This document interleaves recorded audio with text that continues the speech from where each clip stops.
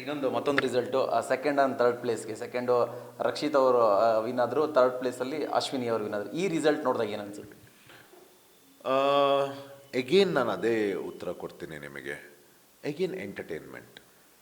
So ವಾಹಿನಿ ಯಾವಾಗಲೂ ಜನಗಳಿಗೋಸ್ಕರ ಇರೋದು. ಕಿಚ್ಚ ಸರ್ಸ್ ಕೂಡ ಅವ್ರನ್ನೇ ಅವರು ಅರ್ಪಿಸ್ಕೊಂಡಿದ್ದಾರೆ ಅವರು ಜನರಿಗೆ.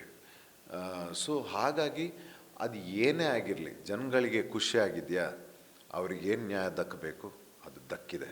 ಅದಕ್ಕೆ ಭಾಳ ಸಂತೋಷ ಇದೆ ಸರ್. ಸರ್, ಧ್ರುವಂತ ಕಳೆದ ವರ್ಷ ಇದೇ ಸಮಯ ಬಹುಶಃ ಅಕ್ಕಪಕ್ಕ ಸಾಕಷ್ಟು ಸಮಸ್ಯೆ, ಟೀಕೆಗಳು, ವಿವಾದ ಎಲ್ಲವೂ ಕೂಡ ಎದುರಿಸ್ತೀರ ನೀವು.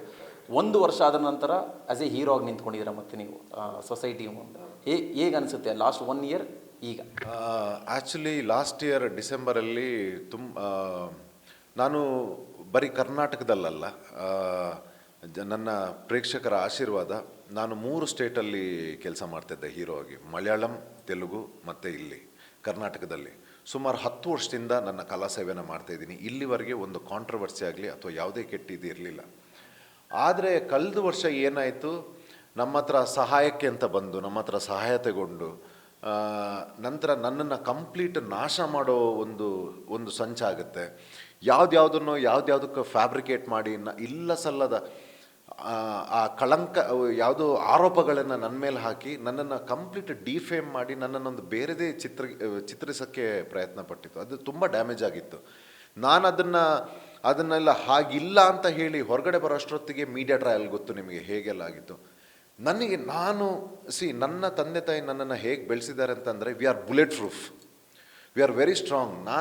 V have worked in civil ಏವಿಯೇಷನಲ್ಲೆಲ್ಲ ಕೆಲಸ ಮಾಡಿ ನಾವು ಹಲವಾರು ಕ್ಷೇತ್ರಗಳಲ್ಲಿ ಆಲ್ರೆಡಿ ನಾವು ಸಾಧನೆ ಮಾಡಿ ಬಂದಿದ್ದೀವಿ ಆಲ್ರೆಡಿ.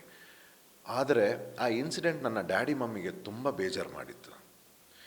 ಯಾಕೆ ಈ ರೀತಿ ಅನ್ಯಾಯ ಮಾಡ್ತಾರೆ ಅಂತ, ನಿನ್ನ ಹತ್ರನೇ ಸಹಾಯ ತಗೊಂಡು, ಕಷ್ಟ ಅಂತೆಲ್ಲ ಹೇಳಿ ನಿನ್ನ ಹತ್ರನೇ ಸಹಾಯ ತಗೊಂಡು ಈ ರೀತಿ ಮಾಡಿದಾರಲ್ಲ ಅಂತ ಹೇಳಿ ಅವ್ರಿಗೆ ಬೇಜಾರಾಗಿತ್ತು. ಆಗಲೇ ನನ್ನ ತಂದೆಗೆ ಪ್ರಾಮಿಸ್ ಮಾಡಿದ್ದೆ, ನಾನು ನಿಮ್ಮ ಇಮೇಜ್ ಏನಿದೆ ಈಗ ಏನು ಹೋಗಿದೆ ಅದನ್ನ ವಾಪಸ್ ತಂದು ಕೊಡ್ತೀನಿ ಅಂತ ಅವತ್ತೇ ಮೆಸೇಜ್ ಮಾಡಿದ್ದೆ ನನ್ನ ಡ್ಯಾಡಿಗೆ. ಡ್ಯಾಡಿ, ನಿಮ್ಮ ಇಮೇಜ್ ಏನು ಹೋಗಿತ್ತು ಅದನ್ನು ವಾಪಸ್ ತಂದು ಕೊಡ್ತೀನಿ ಅಂತ. Sir, you will not believe, ಜಯಮಾಕಾಲ್ ಭಕ್ತಿ, ನೀವು ಆನೆಸ್ಟ್ ಆಗಿದ್ದರೆ ಆ ಡಿಸೆಂಬರ್ ಮುಗ್ದು ಡಿಸೆಂಬರ್ ಬರೋದ್ರೊಳಗಡೆ ಇಷ್ಟೇ ಸರ್, ನಾವೇನು ಅಂತ ತೋರಿಸ್ಕೊಂಡ್ವಿ. ಜಯಮಾಕಾಲ್ ನನ್ನ ಜೊತೆ ಇದ್ದರು ಅಷ್ಟೇ.